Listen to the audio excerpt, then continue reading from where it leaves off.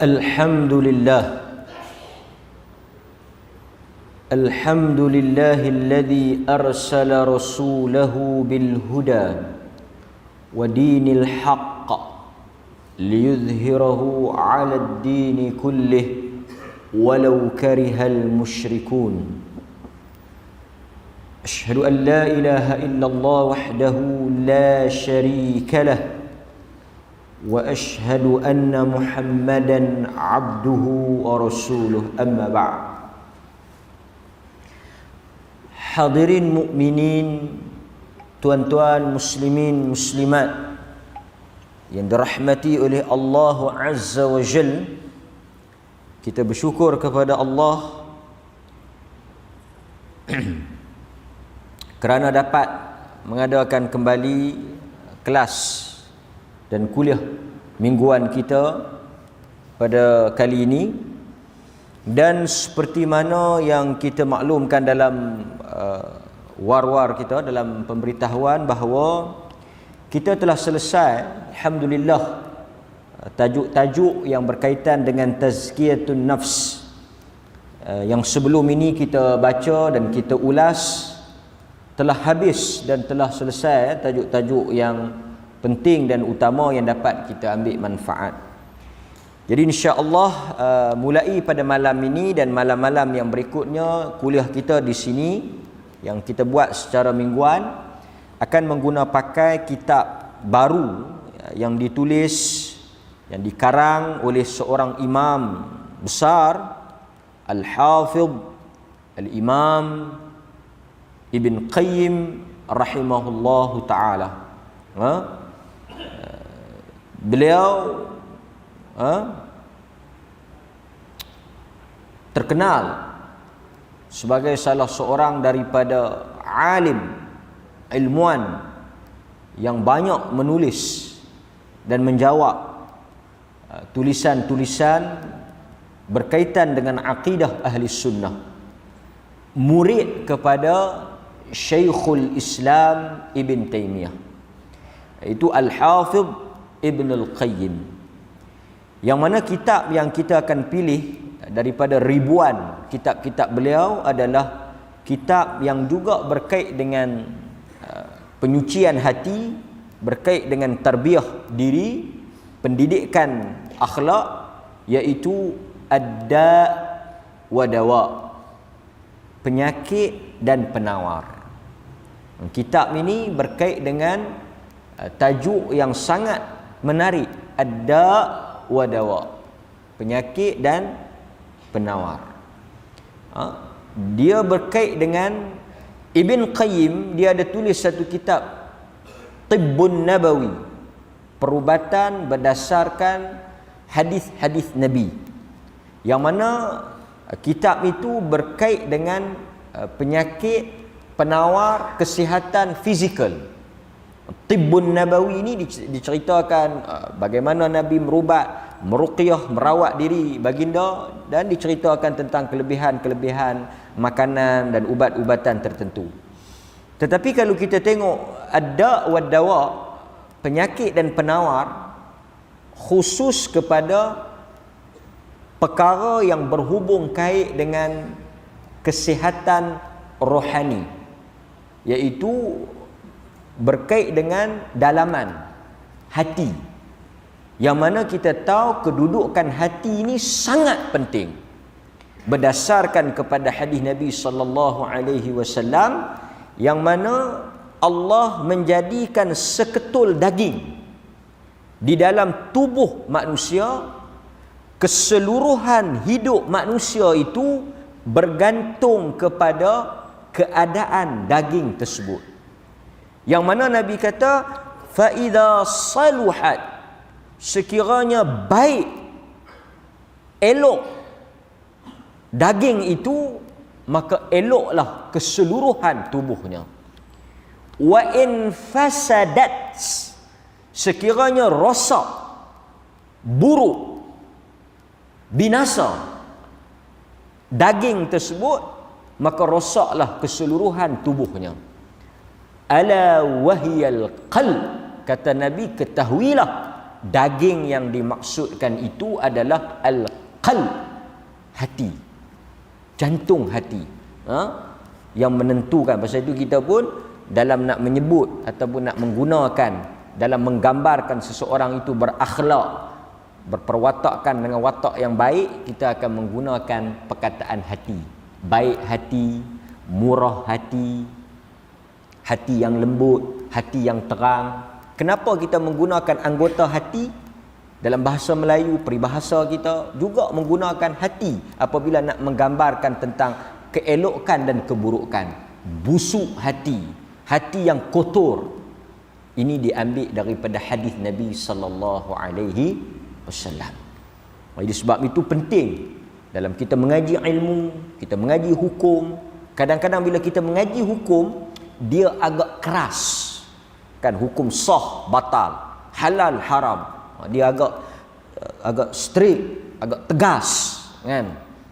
Tetapi bila kita juga kena mengaji apa yang disebut dengan tazkiyatun nufs. Tazkiyatun nafs ataupun tazkiyatun nufus, untuk membentuk dan mendidik diri kita menjadi orang yang lembut, orang yang tenang, orang yang sabar, orang yang elok dan sebagainya.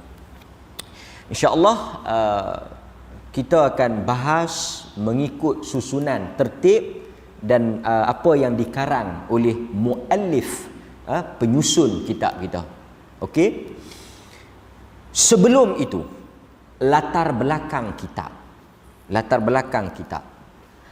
Ad-Da' wad-Dawa ditulis oleh Al-Imam Ibnul Qayyim di atas sebab untuk menjawab satu soalan. Hebat. Satu soalan. Seorang lelaki menulis satu soalan ringkas yang ditujukan kepada Ibnul Qayyim. Ibnul Qayyim mengambil peluang, kesempatan untuk menjawab soalan tersebut dengan mengarang sebuah kitab. Jadi kitab yang kita baca ini hasil daripada cetusan satu soalan yang dilontarkan kepada Ibnul Qayyim. Berapa soalan yang sampai dia karang kitab? Satu. Laki-laki ni dia sekali kita akan baca soalan dia tu, sebab kita nak tahu soalan tu baru kita boleh tahu kenapa dia tulis kitab ni. Para ulama dahulu sangat hebat. Mereka kadang-kadang dalam satu perjalanan siap satu kitab. Ibn Taymiyah umpamanya, dikatakan dia menulis risalah tadmuriyah. Demikian juga aqidah wasitiyah untuk menjawab soalan. Orang hantar soalan, tulis kitab jawab. Kan? Ini menunjukkan kekuatan ilmu para ulama. Sebab ilmu mereka fi sadr, di dada-dada mereka. Itu bila mereka diajukan soalan, mereka boleh tulis tanpa kelengkapan, kemudahan yang lengkap. Demikian juga Al-Imam Syafi'i menulis Ar-Risalah. Ar-Risalah tu surat untuk menjawab soalan yang ditanya kepada beliau. Jadi ini kehebatan, keberkatan ilmu sehingga boleh memberikan manfaat. Daripada satu jawapan menjadi satu kitab, dan kitab itu dibaca, ditelaah, dimanfaatkan. Walaupun mereka meninggal ribuan tahun, tetapi kita masih membaca dan mengambil manfaat. Ini bukti keberkatan ilmu dan hidup para ulama. Berkatnya ilmu mereka, berkatnya hidup mereka, berkatnya masa mereka, kita manfaatkan apa yang mereka tinggalkan. Keberkatan itu. Sebab itu kita selalu sebut Al-Imam An-Nawawi, Yahya bin Sharaf. Dia meninggal tahun 676. Ketika dia meninggal, umur dia hanya 40 tahun. An-Nawawi antara ulama yang meninggal dunia awal. Ramai ulama-ulama yang meninggal awal, tapi antara yang terkenal, yang masyhur, Al-Imam An-Nawawi. Dia meninggal umur 40. Lebih menarik, dia di antara ulama yang membujang kerana ilmu. Dia tak menikah sampai ke mati. Al-Imam An-Nawawi tak kahwin sampai dia mati. 40 tahun dia mati tak dan kahwin. Kemana masa yang ada, umur yang ada tu dia gunakan? Dia menginfak, dia mewakafkan, dia memanfaatkan sepenuhnya umur dia untuk menuntut ilmu. Sebab itu walaupun dia mati awal, tulisan dia, karya dia, buku dia, kitab dia sangat banyak dan sampai sekarang orang baca. Al-Arba'in An-Nawawiyah, hadis 40 An-Nawawi, Riyadhus Salihin An-Nawawi. Banyak syarah Sahih Muslim, Majmu', Minhajut Talibin. Tu semua tu karangan. Kalau kita sebut dalam hadis dia tulis, dalam fiqh dia tulis, dalam bab akhlak dia tulis, Al-Adhkar. Terkenal kitab dia.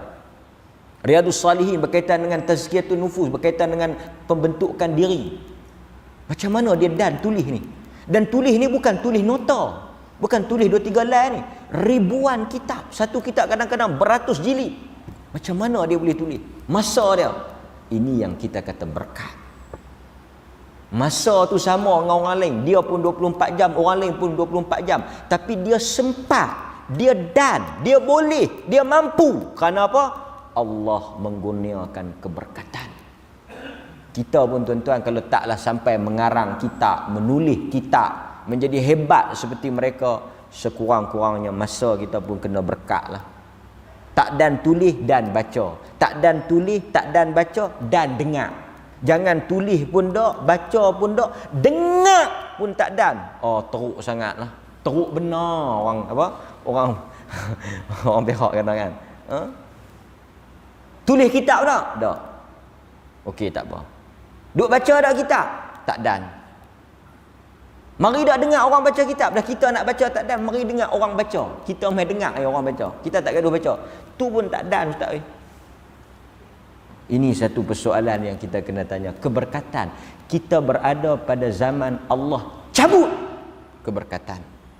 Masa jadi singkat, harta jadi habis. Ha? Pergi begitu saja tanpa kita merasakan hasilnya. Kan? Ha? Okey. Wallahu taala a'lam. Soalan yang ditanya.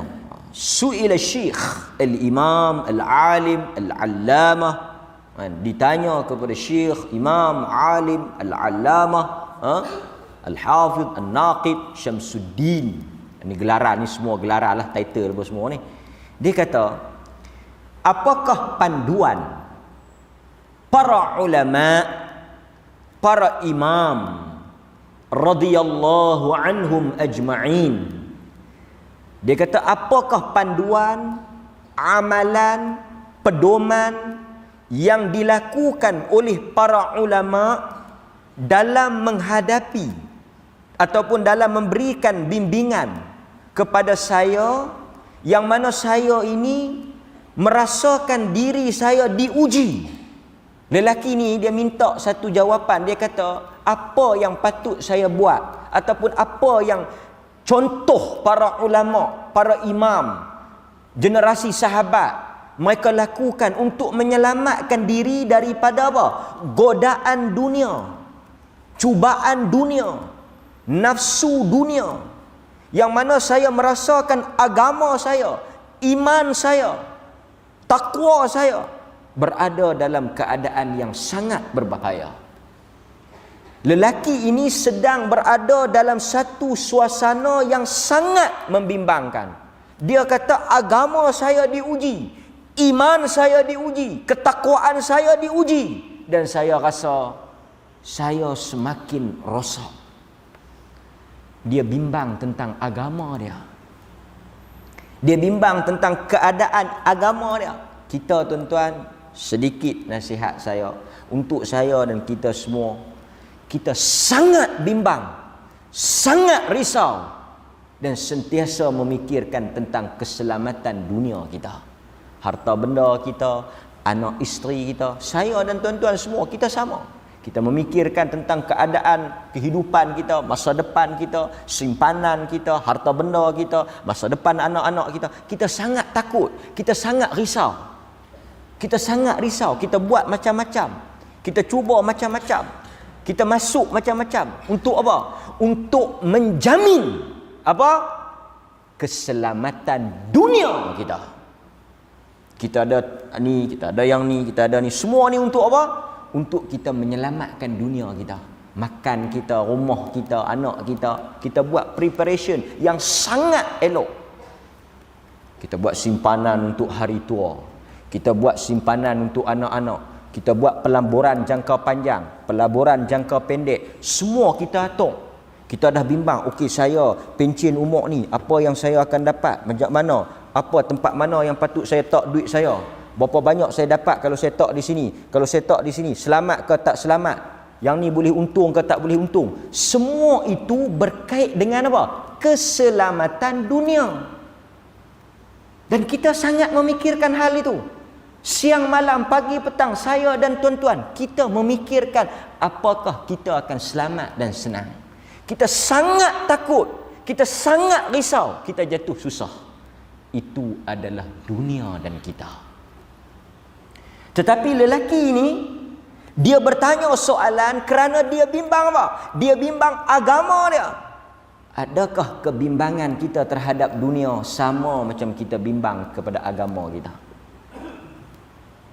Dia kata dengan syubhat-syubhat, dengan perkara-perkara yang berlaku sekarang ni, dengan godaan-godaan ni, dia kata macam agama dia ni akan terfitnah. Agama ni pasal itu Nabi antara doa yang dia baca dalam banyak riwayat, ya Allah selamatkan agama. Pasal itu kita hari Jumaat, walaupun negeri ini sering ditohmah, dituduh, difitnah, melarang orang berdoa, tetapi kita tengok kita berdoa hari Jumaat. Imam baca, panjang juga doa kita. Saya imam, saya khatib, saya baca panjang. Kadang-kadang dua muka tu doa saja. Ya Allah selamatkan daripada yang paling atas, raja pemerintah, kepada para pemimpin, hinggalah kepada para rakyat. Ada dalam doa tu anak isteri kita. Kita sebut apa? Ya Allah selamatkanlah agama, yang mana agama itu adalah pemelihara bagi urusan dunia dan akhirat kami. Kita minta apa dalam doa khutbah kita? Ya Allah selamatkan, peliharalah agama kami, yang mana agama itu menjaga hidup dunia dan akhirat kami. Kita berdoa. Dalam semayang kita suruh berdoa. Selepas tasyahud kita baca doa. Memang kempen doa. Ketika negeri kita dilanda kemarau, kita menganjurkan istisqa di istana Arau, di bawah kepimpinan, ke bawah duli yang teramat mulia, Raja Muda hadir, doa istisqa, semayang istisqa. Di mana yang kata kita anti berdoa tu?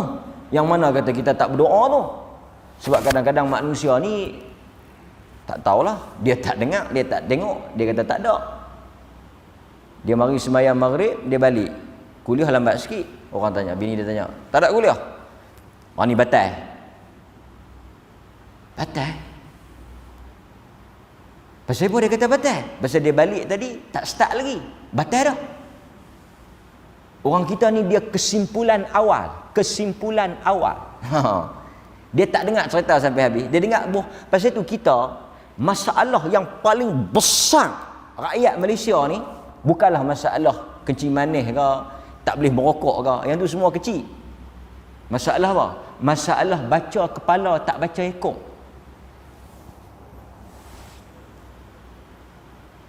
Dia baca kepala, dia tak baca ekor. Pasal itu surat khabar daripada dulu besar sampai tinggal kecil, tak sampai 5 minit habis. Orang kita sangat hebat dalam bab membaca surat khabar. Dia baca cepat. 5 surat khabar pun setengah jam tak sampai. Pasal apa? Pasal dia baca tajuk. Itu budaya yang sangat tidak bagus, tidak sihat. Baca kepala tajuk. Pasal itu kita tengok dia baca. Sebab itu ada dulu kan apa pemeriksa, jaga periksa, dia kata sila baca arahan dengan elok. Orang kita ni dia jenis kalut, tahu kalut. Soalan tu kadang-kadang sila jawab 2 daripada 5. Ataupun sila pilih antara soalan tu. Dia tak baca dah kepala arahan tu. Terus jawab. Lepas tu dia kata pasal hang sudah awal. Dia kata hang sudah awal lah jawab 2. Bukan jawab semua. Hang tak baca awal. Banyak benda tuan-tuan orang kita. Dia terus apa? Terjun kepada kesimpulan. Dia tak melalui pasal apa? Pasal ini bukan satu sifat orang kita. Innal insana khuliqa halu'a. Quran kata innal insana khuliqa halu'a. Manusia itu diciptakan kalut. Sebab itu Nabi kata sifat kalut ni sifat apa? Pasal tu apa-apa pun tuan-tuan must be relax, calm down, cool, chill. Jangan duk kalut tak ketawa halak, jangan duk cilapak tak ketawa halak. Dengar dulu penjelasan, dengar dulu cerita, sabar dulu. Pasal kalut ni sifat apa? Al-ajalatu minasyaitan. Nabi kata al-ajalah, tergesa-gesa, kalut merupakan sifat syaitan. Sifat Allah apa dia? Ya Allah suka at-ta'anni, apa dia? Tenang, relax. Lepas itu kita nak mari sembahyang pun alaikum bis-sakinah wal waqar. Hendaklah kamu tenang dan hendaklah kamu jangan tergesa-gesa. Ini sifat kita. Okey? Jadi dalam hal ini dia kata agama dia diuji. Akidah dia diuji. Agama dia diancam. Akidah dia diancam. Dia memohon panduan, pandangan, nasihat daripada Al-Imam Ibn Al-Qayyim untuk jawab, untuk bimbing. Sebab dia kata semakin hari dia kata dia semakin hanyut dan dia rasa dia tak mampu untuk nak bertahan dah. Ini yang kita perlukan irsyad. Apa dia? Panduan. Irsyad ni apa? Panduan. Dan salah satu nama Allah Ar-Rashid, yang maha memberi panduan, petunjuk. Rasyad kan, petunjuk kan. Sebab itu kita perlukan petunjuk. Jadi soalan tu nak selamatkan agama daripada fitnah syubhat, fitnah syahwat dan juga ujian-ujian yang lain. Ibnul Qayyim ambil soalan tu sikitnya, karang kitab. Dan kita insya-Allah akan baca kitab tersebut pada malam ini dan pada malam-malam yang berikutnya. Sebab kita kena tahu penawar untuk mengubati penyakit. Kan? Mudah-mudahan Allah Subhanahu Wa Taala rahmat kita. Jadi dia mula jawab alhamdulillah amma ba'. Alhamdulillah amma ba'. Segala puji bagi Allah. Amma ba' ni satu ungkapan untuk orang kata apa, nak memulakan. Lepas dia puji-puji Allah, dia nak memulakan ucapan dia stop. Ustaz, amma ba'. Lepas tu masuklah kepada ucapan, masuklah kepada isi tu kan. Awal tu puji-pujian. Dia mulakan nombor 1 untuk menjawab soalan pemuda tadi berkaitan bagaimana nak merawat penyakit yang mengancam agama ni. Apa dia? Dia kata faqad thabata fi sahih al-Bukhari. Dia kata telah sabit, telah ada di dalam sahih al-Bukhari. Dia mula jawab dengan hadis. Ini sikap dan juga budaya para ulama yang kita nak tiru. Al-ulama warathatul anbiya. Ulama pewaris para nabi. Ulama mereka ini merupakan waris para nabi. Waris nabi siapa? Para ulama. Sebab itu Nabi kata laisa minna man lam yajilla saghirana, man lam yajilla kabirana, wala yarham saghirana, wala ya'rif li'alimina haqqah. Bukan daripada kalangan kami mereka yang tidak hormat orang tua, tidak sayang pada budak-budak. Nampak Nabi ajak tidak hormat pada orang tua, kurang ajar, biadab dengan orang tua. Ini bukan umat dia. yang tak sayang pada budak-budak, duk buat cengih, duk buat apa, marah tak ketahuan hala, dera, ini juga bukan umat Muhammad. Wala ya'rif li'alimina haqqah, dan tidak mengetahui tentang kedudukan dan hak para ulama, mereka ini bukan daripada kalangan kami. Menghormati ulama satu tuntutan dalam agama, para alim kan. Sebab itu Nabi kata sesungguhnya yang mewarisi nabi-nabi ni para ulama kan. Dan ulama ni depa waris nabi ni, waris apa? Nabi kata lam yuwarithu dinaran wala dirhaman. Nabi-nabi ni dia tak tinggal harta, dia tak tinggal dinar, dia tak tinggal dirham. Waris mesti ada sesuatu lah. Tuan-tuan waris. Apa yang tuan-tuan dapat? Saya dapat tanah, saya dapat rumah. Itu harta warisan, pusaka. Tapi pusaka Nabi apa dia? Abu Hurairah satu hari dia lalu, orang duk sibuk di pasar, orang duk ramai di market, meniaga lah di pasar, orang meniaga. Dia kata tak pergi ke masjid enggak? Orang sedang bedak waris pusaka, orang duk bedak harta pusaka Nabi. Jadi depa pun marilah ke masjid, nak ambil lah harta pusaka Nabi. Tapi tengok tak ada orang bedak harta pun, yang ada halaqah ilmu, majlis ilmu. Orang tanya tang mana bedak harta Nabi, di mana pembahagian harta pusaka Nabi? Tu majlis ilmu, itulah pembahagian harta pusaka Nabi. Kerana Nabi tidak meninggalkan duit, tidak meninggalkan dinar, dirham. Tapi Nabi kata apa? Taraktu fikum amrain. Aku hanya meninggalkan kepada kamu, mewariskan kepada kamu, mempusakakan kepada kamu dua perkara, Alkitab dan As-Sunnah.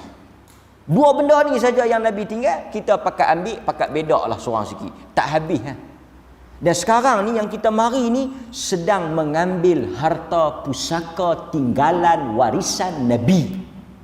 Dan para ulama, mereka lah yang mewarisi ilmu ini dan mereka sampaikan kepada kita.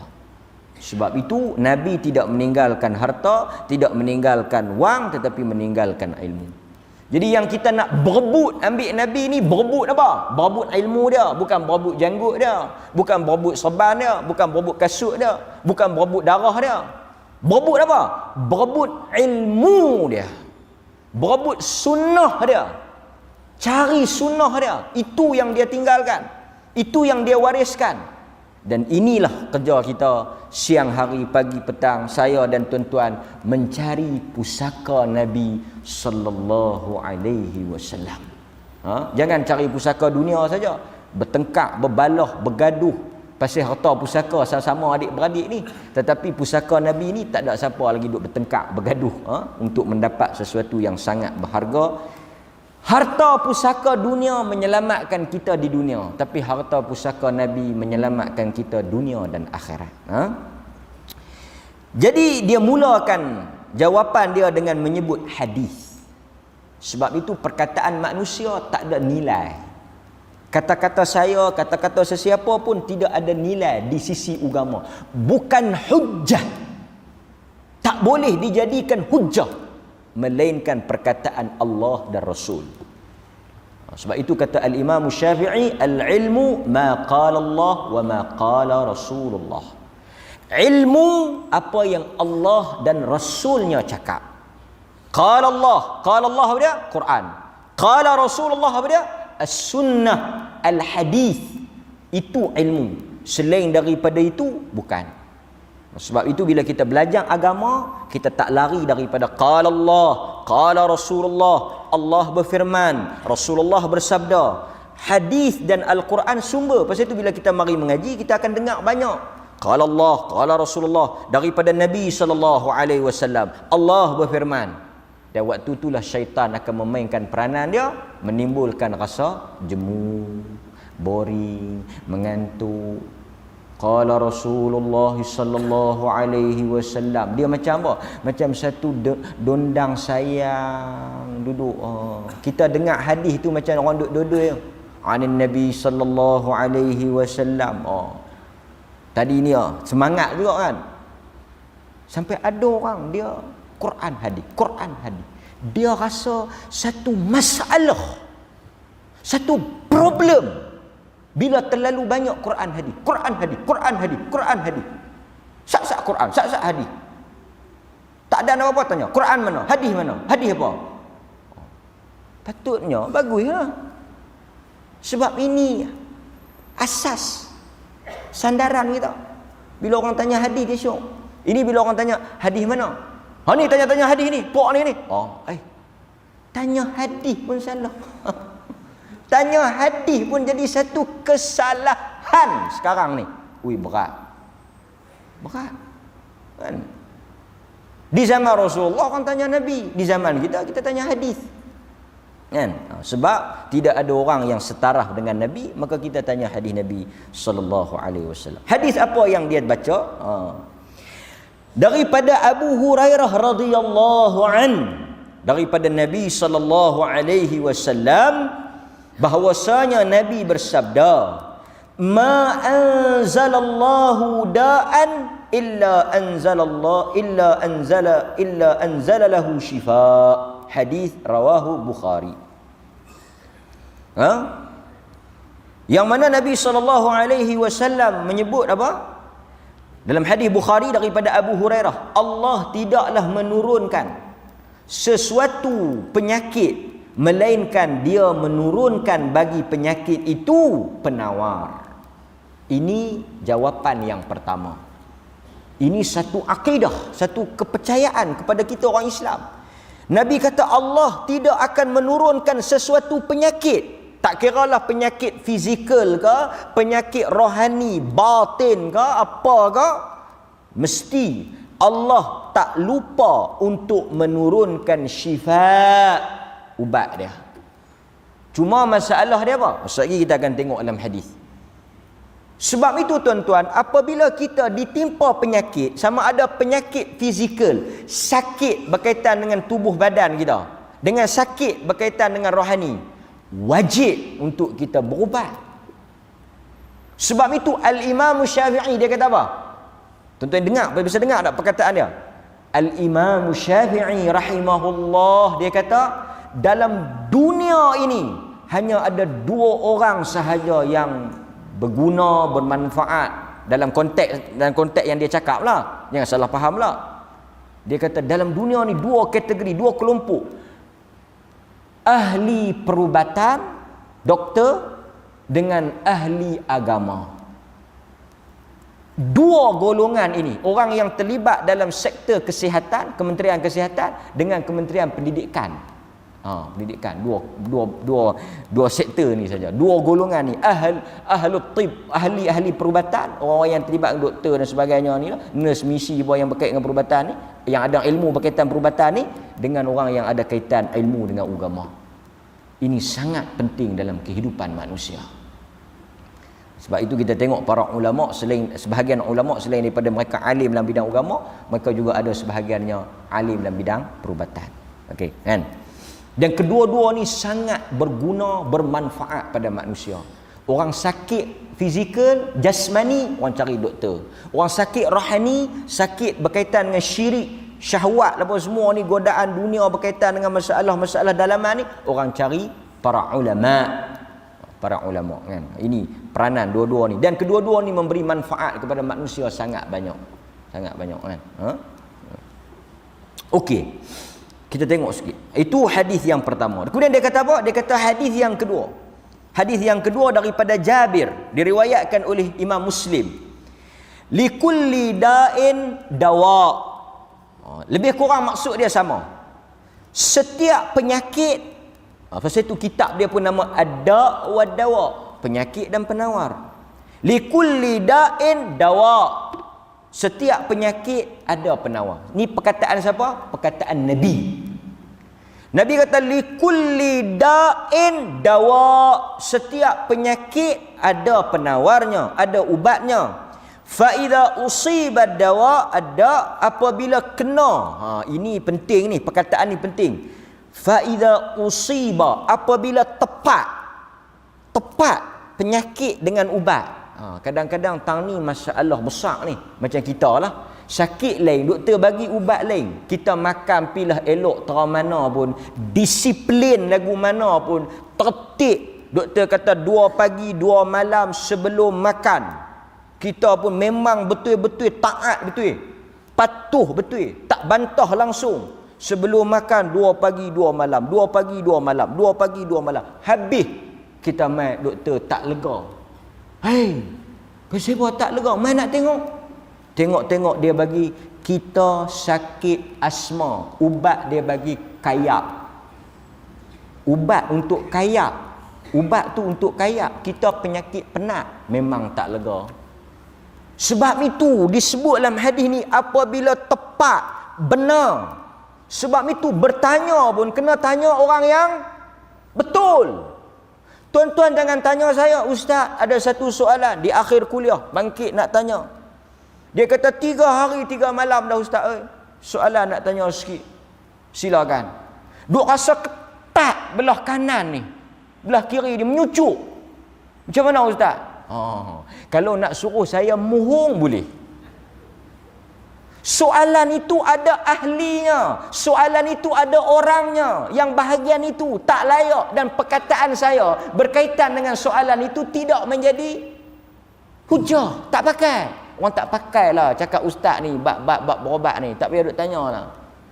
Dia bermuhung atas muhung ya. Pasal tu bila tuan-tuan duk dengar kan orang yang bukan ahli duk cerita tu, Allah. Kalau orang yang ahli dengar, doktor dengar, dia kata ish. Tapi kita yang tak tahu ni dengar oh sajalah. Kan? Sat-sat babas. Babas. Kita tak tahu.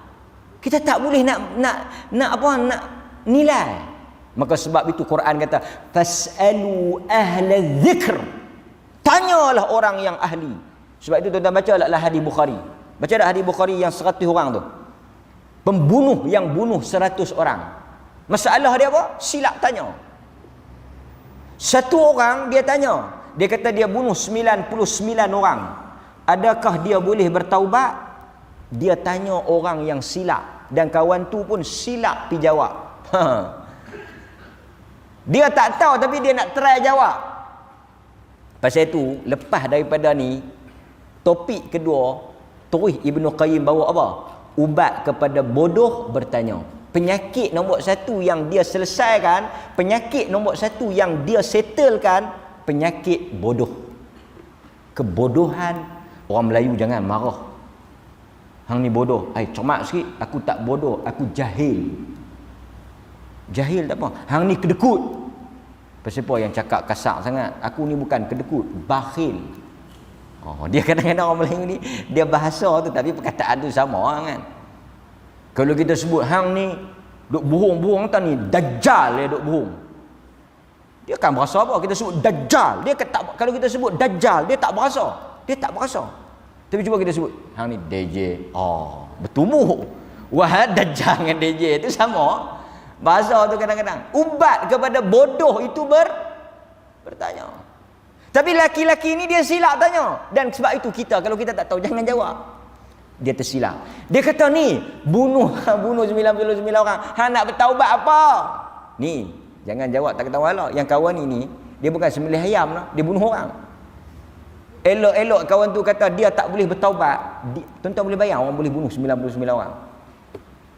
Elok-elok kawan tu lah hadis Bukhari. Elok-elok dia jawab. Dia kata kawan tu tak boleh bertaubat. Faqatala fakatama mi'ah. Dia terus lala tu juga habis jawab, terus bunuh. Faqatala. Bukan esok dia pergi cari. Kawan tu jawab hari ni, esok dia pergi cari. Dah. Terus lala tu juga. Jangan main-main. 99 orang dia dah bunuh, nak tambah lagi seorang apalah sangat. Fakatama, lengkap, cukup 100. Senang nak buat rekod pun kan. 99 payah kan 100. Sebab apa? Silap bertanya dan orang yang menjawab pun tak ada ilmu. Pergi tanya orang yang nombor 2, orang yang kena, orang yang tepat, orang yang betul. Pasal itu tuan-tuan nak bertanya, tanya itu bagus, tapi kena tengok orang kan. Tengok orang. Bukan semua orang serba tahu. Dan kita pun kena bersifat apa? Bersifat tawaduk. Yang mana tak tahu buat tak tahu. Kan? Yang mana kita tahu kita buat tak tahu. Okey, balik pada hadis kita. Nabi SAW sebut tadi ni, kalau betul ubat tersebut maka akan legalah bara'a biiznillah. Nabi kata kalau kena ubat akan legalah, bara'a. Hilanglah, bari. Pergilah penyakit tu. Tetapi Nabi ikat dengan apa? Biiznillah, dengan izin Allah. Dengan izin Allah. Sebab tu tuan-tuan, kalau tuan-tuan perhati satu klinik yang bagus, yang saya perasan lah, tak tahu klinik-klinik lain tuan-tuan perasan, tapi klinik yang bagus yang saya tengok, yang tulis biiznillah, dengan izin Allah ni, klinik Ihsan Dr. Ismail. Bagus orang dia, tawaduk, saleh. Dia tulis di ubat tu, di sampul ubat tu, lega ya, insya-Allah, dengan izin Allah, lebih kurang macam itulah. Yang ni kita mau. Akhirnya perubatan manusia itu balik kepada Allah Subhanahu wa taala. Ini akidah orang Islam. Bagi dah beza kita dengan orang bukan Islam. Kita apa-apa pun kita akan lepik biiznillah, dengan izin Allah. Kita diajar apa? Insya-Allah. Nabi ditegur. Nabi itu ditegur. Pasal apa? Pernah jawab tak lapik dengan insya-Allah. Nampak? Apa-apa pun Nabi kata biiznillah. Kemudian Nabi sebut juga dalam hadis lain. Dia tak syarah lagi, dia bawa hadis dah. Nombor 3 hadis lagi. Lepas hadis yang kedua, dia bawa hadis yang ketiga, hadis Imam Ahmad.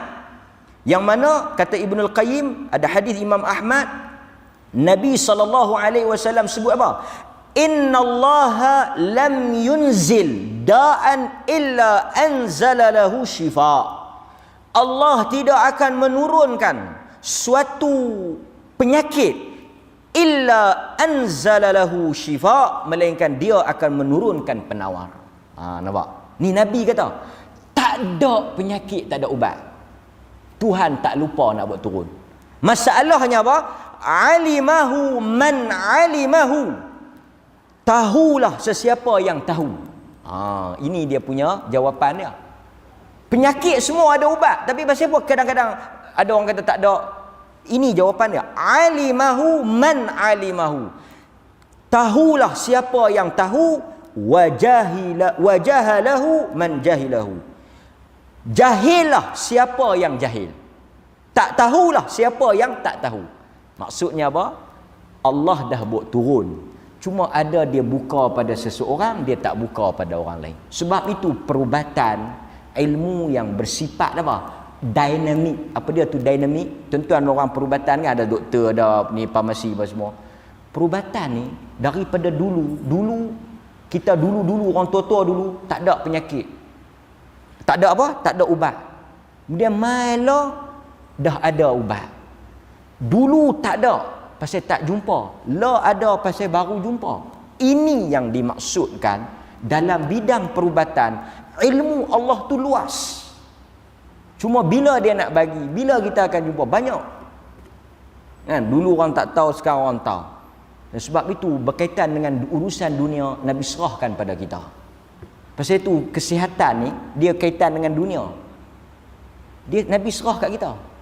Antum a'lamu bi umuri dunyakum. Pasal itu tuan-tuan, bila sakit gunalah apa sahaja kemampuan, kebolehan, berubatlah. Dengan apa segala kelengkapan yang ada, Nabi suruh kita berubat.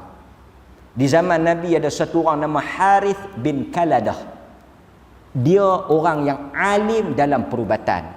Bila orang mari dekat Nabi sakit, Nabi akan refer, suruh dia pergi jumpa kawan tu berubat. Ada benda yang Nabi jawab, ada benda yang Nabi tak tahu. Sebab apa? Perubatan bukan bidang Nabi. Ada tak tahulah siapa tulis, tu pun laku. Buku apa tuan-tuan? Pasal tu nak beli buku tanya dulu. Rahsia makanan sunnah, Nabi tidak pernah sakit. Rahsia Nabi tak pernah sakit. Nabi mana ni yang dia maksudkan ni? Kalau kita baca dalam hadis, Nabi sakit ataupun tidak? Sakit ke tak tuan-tuan? Sahih Bukhari cerita Nabi sakit. Tiba-tiba ada buku kata rahsia makanan sunnah, kenapa Nabi tidak pernah sakit. Kenapa Nabi tak pernah sakit? Kita pun tengok buku, kita pun ikut buku tu, sakit. Kita akan kata apa? Macam mana Nabi ni? Cakap lagu mana sakit? Kita kena faham, Nabi manusia biasa. Dia pernah disihir, dia pernah terkena sihir. Orang buat, kena buatan orang, bahasa kita. Kena buatan orang. Dalam Sahih Bukhari, dia pernah disihir. Nabi pernah disihir. Aisyah cerita. Dan ketika di hujung-hujung usia, Nabi sakit kan? Nabi mengalami obesiti, kegemukan. Waktu malam Nabi kerap kencing. Sebahagian ulama kata kemungkinan Nabi mengalami penyakit yang berkaitan kerap kencing malam ni kan. Mungkin kencing manis dan sebagainya. Dan Nabi sakit demam panas. Demam panas. Sehingga Nabi kata apa? Nabi kata apa? Masih terasa kesan racun di Khaybar. Duk berasa lagi tu. Kan Yahudi tubuh racun kat kambing tu. Terasa lagi. Nampak? Ini menunjukkan bahawa manusia diuji dengan penyakit. Diuji dengan penyakit. Okey? Cuma kita kena berusaha. Tak boleh bertawakal. Kan? Kemudian kita masuk kepada, habislah dia cerita semua benda-benda tersebut berkaitan dengan adanya ubat. Adanya ubat, tuan-tuan. Tak ada penyakit yang tak ada ubat. Apa ni penyakit, sama ada fizikal ataupun rohani. Semua ada ubat. Cuma kadang-kadang kita jumpa, kadang-kadang kita tak jumpa, dan kadang-kadang Allah izin, kadang-kadang Allah tak izin. Okey, dawaul soal. Kemudian dia masuk kepada perbincangan yang pertama. Kita mungkin sempat sampai perbincangan ni sajalah. Iaitu berkaitan dengan apa? Ubat penawar kepada kejahilan adalah dengan bertanya. Kena tanya. Jangan duk buat sengak. Orang Melayu bagus. Dia kata apa? Malu bertanya sesat jalan. Malu bertanya sesat jalan. Memang bagus, banyak kan. Cuma kadang-kadang kita ni tak tahulah budaya kita kot. Bunuh sifat banyak bertanya. Barang siapa yang banyak bertanya, maka lemahlah iman ia. Lepas tu kalau dia tanya banyak-banyak sangat, dia kata apa? Ni hang ni nak jadi Bani Israel ke? Oh. Awak pula ustaz. Yang duk tanya-tanya banyak ni Bani Israel saja. Kita kena baca juga soalan Bani Israel tu dengan soalan kita ni sama ke tak? Soalan Bani Israel tu dia tanya nak lari, tanya tak mau buat, tanya nak kecoh, tanya nak tuang. Kita tanya ni memang nak mengaji sungguh. Sebab itu ini satu budaya yang tak bagus, membunuh sifat bertanya. Bagi peluang dia tanya. Kalau kita tak tahu, kita kata tak tahu, kita balik kaji. Biasalah kan, bukan kita semua tahu. Tak ada semua manusia tahu. Imam Malik orang tanya tak tahu. Dia tak tahu. Imam Darul Hijrah di Madinah orang paling pandai, alim, tok guru Imam Syafi'i, Imam Malik. Tapi banyak juga dia tak boleh jawab. Dan banyak juga dia tanya Imam Syafi'i rahimahullahu taala. Imam Ahmad dengan Imam Syafi'i. Imam Syafi'i guru pada Imam Ahmad. Tawaduknya Imam Syafi'i, dia kata kalau hadis tanya Imam Ahmad. Imam Ahmad jawab balik. Kalau fiqh tanya Imam Syafi'i. Tengok tawaduk para ulama. Tawaduk pada ulama. Okey? Mari kita sorat pun tak baca, terus buat kenyataan. Ini satu sifat yang buruk, yang tak patut ada, kan? Yang tak patut ada. Okey, kita tengok soal dia suruh bertanya. Okey, kita tanya. Tanya pun tanya dengan beradab lah. Tanya dengan adab, tanya pada saluran yang betul. Belum tanya sudah bunyi. Kita bagi laluan azan dulu. Sekejap lagi kita akan sambung sikit tentang apa yang dimaksudkan dengan ubat kepada kejahilan dengan bertanya. Wallahu ta'ala a'lam. Okey. Ibnul Qayyim rahimahullah sebut. Dia kata ubat penawar kepada kejahilan adalah bertanya. Hal ini umum, sama ada berkaitan dengan penyakit jasmani ataupun penyakit rohani. Maksudnya masalah agama, masalah kesihatan, sama ada penyakit fizikal ataupun kekeliruan dalam agama, semua ubatnya tanya orang yang betul. Dalam agama pun kita duk tengok macam-macam petua tak ketahuan, petua pandangan yang pelik-pelik lah. Kan macam-macam tuan-tuan pun duk dengar kan, petua ni, pandangan ni, kan? Pelik-pelik, memeningkan. Dalam perubatan pun sama. Lah agama ni macam-macam lah. Kalau contoh kita nak bagi banyak lah. Banyak contoh-contoh yang pelik-pelik berkait dengan amalan ni. Sebab itu kita rujuk kepada ahlinya. Di Perlis kita ada jawatan kuasa fatwa, ada mufti, ada jawatan kuasa syariah. Semua ni mereka akan jawab berdasarkan pada soalan. Tanya, rujuk pada mereka. Di negeri-negeri lain kita ada jawatan kuasa kebangsaan dan sebagainya untuk mengelakkan apa? Kekeliruan, untuk mengelakkan kesalahpahaman. Kalau berkaitan dengan perubatan pun kita tanya pada yang ahlinya. Saya kadang-kadang tanya juga sembang dengan sahabat-sahabat perubatan ni. Dia kata banyak juga orang kita ni tanya tak tahu orang, silap orang, jawapan pun salah. Dia tu orang Melayu cukup percaya kalau demam kena balut, bungkus, bagi kebah. Yang ni depa tanya siapa? Depa tanya Dr. Os. Jangan main-main Dr. Os. Dr. Os ni hebat tau. Kambing pun boleh bercakap. Orang bisu pun boleh bercakap. Dr. Os, tengok tak contoh tu? Dr. Os.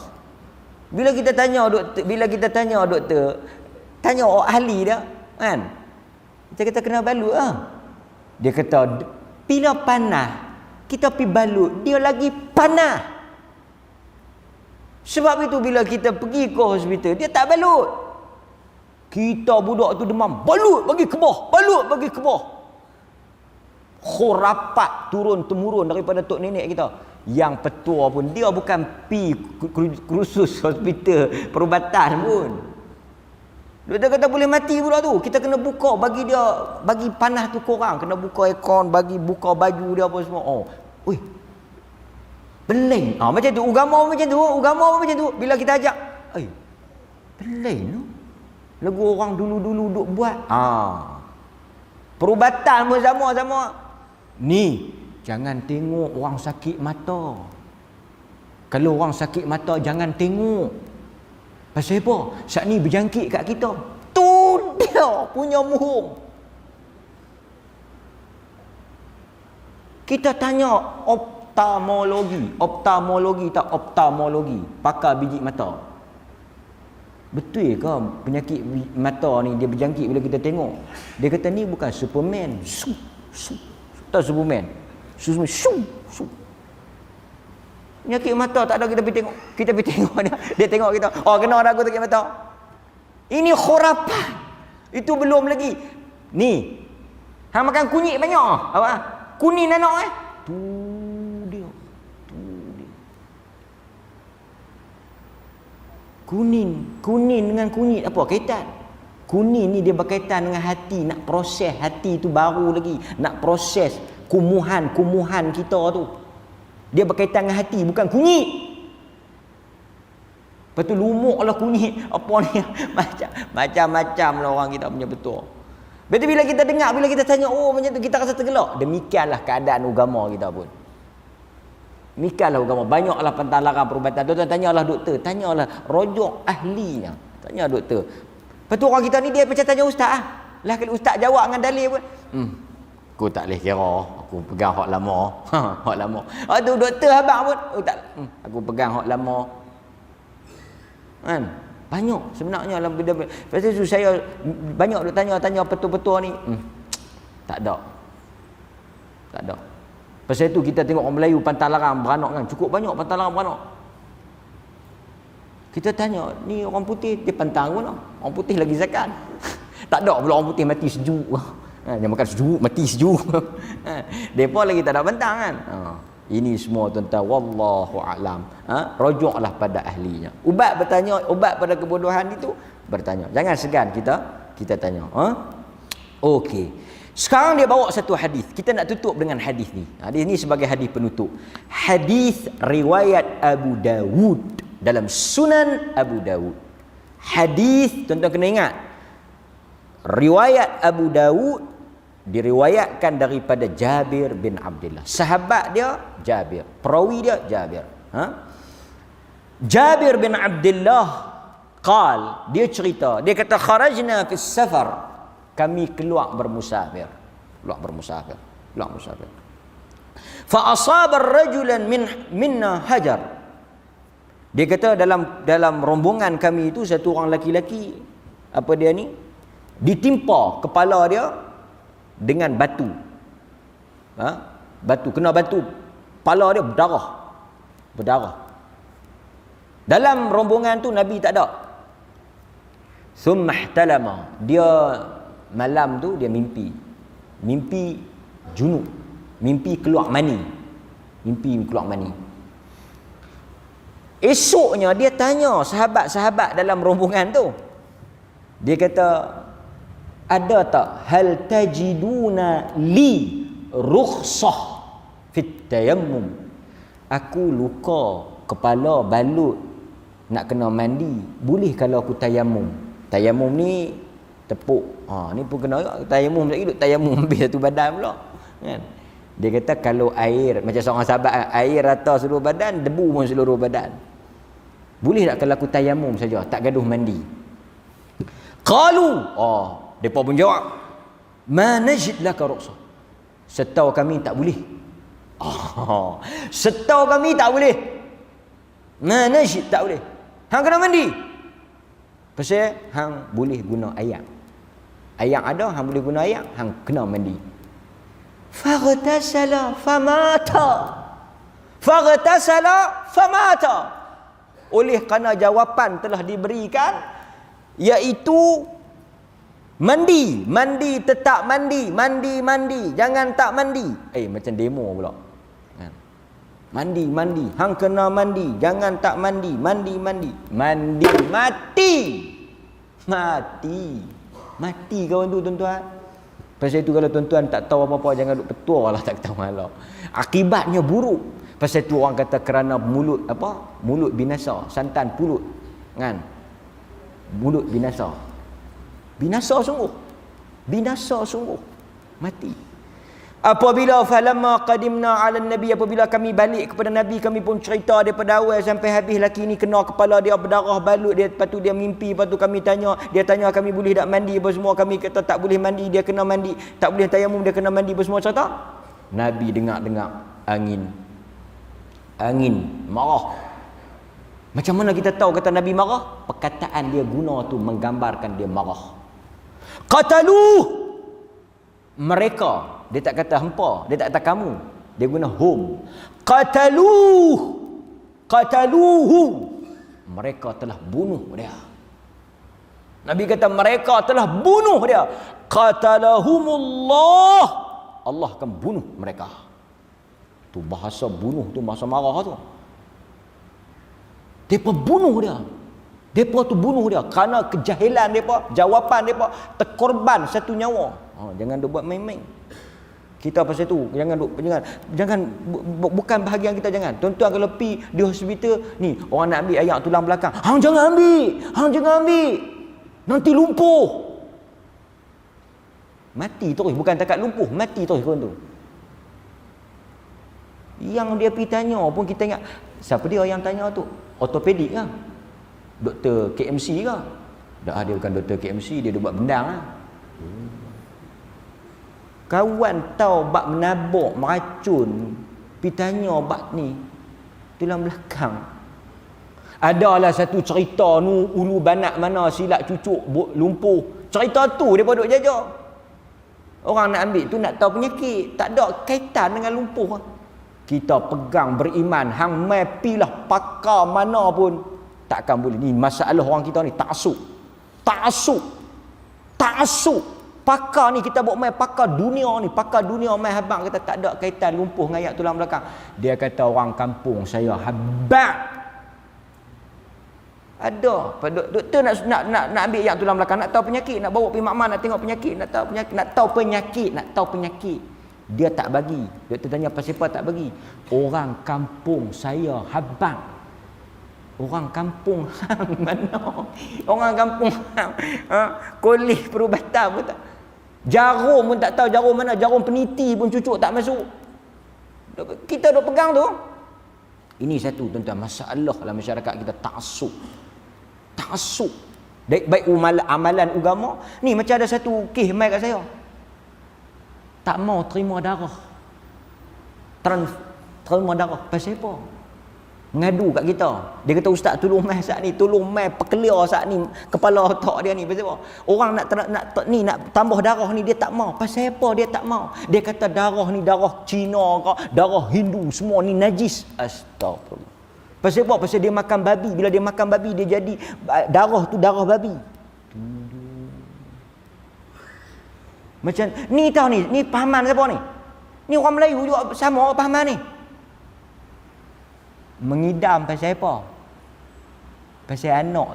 Anak tu beranak pun tak lagi dia kenal nangka lagu mana. Dia kata ni berasa nak makan nangka bang weh. Hampir carikah. Tu budak tu bukan dia nak makan tu, budak tu nak makan. Budak ni keluar pun tak lagi nangka mana dia kelih.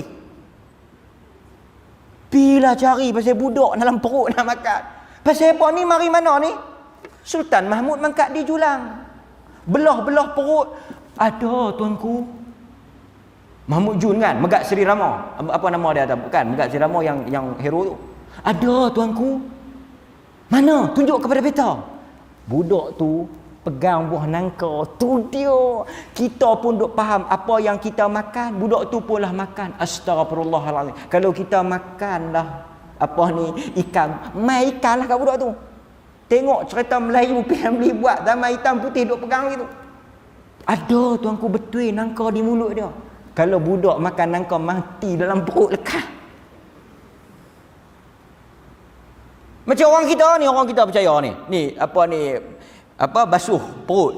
Basuh perut kan dia kata ni kita kena cuci kerak. Oh, cukup laku lah ubat cuci kerak ni. Kita kena cuci kerak ni. Lepas tu bila kita berak banyak, kita akan kurus. Ni tolong bagi cerdik nah. Gemuk kerana lemak, bukan kerana taib. Yang kita berak tu kita berak taib, bukan kita berak lemak. Tuan-tuan berak keluar apa? Keluar lemak. Ada pula dia percaya bila berak banyak boleh kurus. Berak keluar taib bukan keluar lemak. Hang gemuk pasal lemak, bukan pasal taib. Tapi nak terang hak tu, hak dunia pun dia takkan boleh terima. Kita nak pergi syarah bab agama, tak ubah ha. Jepun mai balik pun dia tak ubah amalan tu. Assalamualaikum warahmatullahi wabarakatuh. Kita kata Jepun membalik dah. Assalamualaikum. Salam Jepun. Betul lah madai buat pandang ke Jepun. Nabi kata ala sa'alu idza lam ya'lamu. Ni kalau hangpa tak tahu hangpa tanya. Kalau hangpa tak tahu hangpa tanya.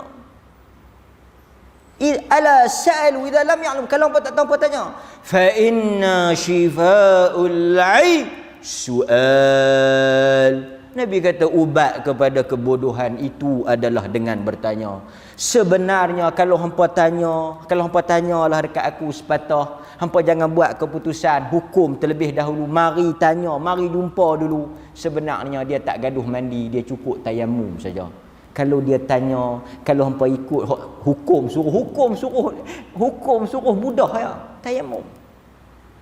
Hukum suruh tayamum. Ha? Nabi kata tak payah mandi, tayamum. Itu yang sebenarnya. Tapi oleh kerana hangpa buat keputusan, tak mau nak tanya, mati. Inilah satu dalil yang ditunjukkan, menunjukkan kepada kita bagaimana penawar itu menyelamatkan nyawa. Dan kita bukan sahaja nak menyelamatkan nyawa dunia kita, tapi nak menyelamatkan akhirat kita. Dan banyak lagi apa yang disusun, dikarang, dihimpunkan penawar-penawar. Dalam buku ni semuanya dia senaraikan penyakit, kemudian dia senaraikan penawar. Mudah-mudahan kita dapat mengamalkannya dan kita dapat merawat dan juga mengubati segala penyakit rohani dan jasmani kita. Allah Ta'ala merahmati kita dan Allah memberkati majlis ini. Saya mohon maaf sekiranya ada tersilap, terkasar bahasa. Mudah-mudahan Allah Subhanahu Wa Ta'ala merahmati dan mengampuni dosa-dosa kita. Sallallahu ala nabiyyina Muhammad wa ala alihi wa sahbihi wasallam. Walhamdulillahirabbil alamin. Assalamualaikum warahmatullahi wabarakatuh.